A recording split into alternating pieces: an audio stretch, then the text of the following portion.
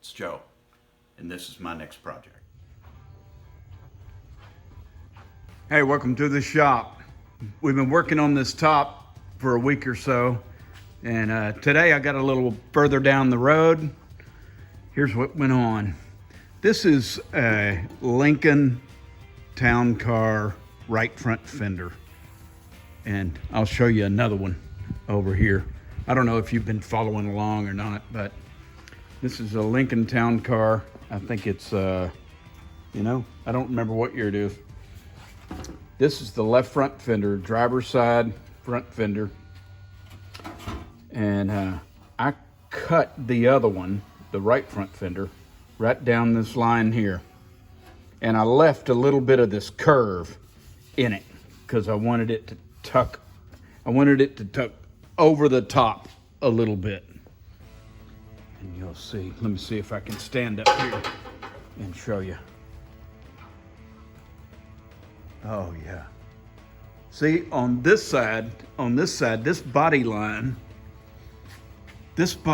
goes out of bounds over here. It's just too far. I can't get it. I've got to turn it. And I really had some big decisions to make on exactly where to turn it and make that body line move. But I figured it out on that side, and I'm hoping I can reproduce it on this side. Another thing that I did over there, I don't know if I did bad or not, but we'll find out. I searched for a long time to find this 2001 Volkswagen Passat rear bumper because of this corner.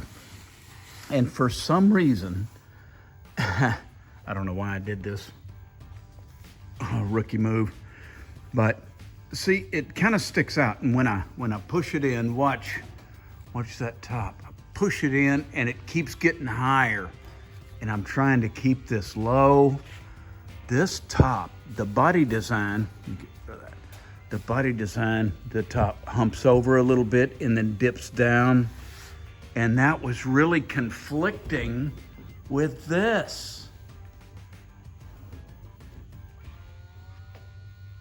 And it was a little bit difficult to figure out. So you just had to keep trying one thing, then another. And finally we got it figured out.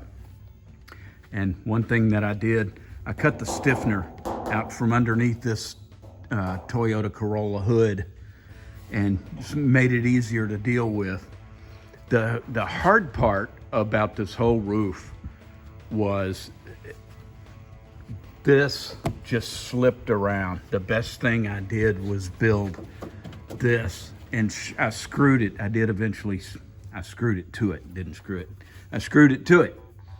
And this brace in here, I got it tight. All these are screwed down. All this stuff is screwed down because when they weren't screwed down, the top would just slip forward.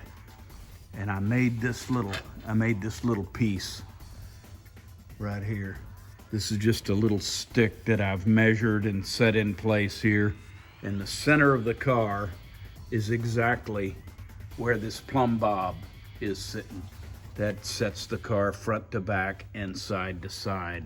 So I had to go check that every now and then. I didn't have a really good way to hold this in place when I was building that. But once I did establish a place for it, it got a lot easier to cut and look at the body and all that.